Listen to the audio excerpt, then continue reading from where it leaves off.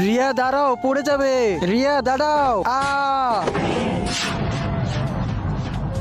Sorry বাবা, আমাকে মাফ করে দাও। দুষ্টু মেয়ে, তোর কোনো মাপ নেই। তুই আমার ধ্যান ভঙ্গ করেছিস। আমি তোর অভিশাপ দিলাম, তুই পাথর হয়ে যা।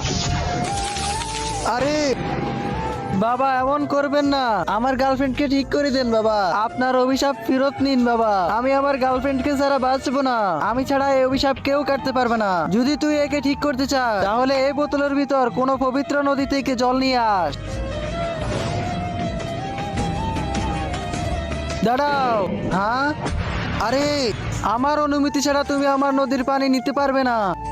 তাহলে অনুমতি দিন, তোমার জলের খুব প্রয়োজন। নিতে পারবে, তার জন্য তোমাকে আমার কিছু প্রশ্নের উত্তর দিতে হবে। ঠিক আছে, বলুন। তাহলে বলো, আমাকে খাওয়ার জন্য তুমি কি দিবে? তোমার মাথা?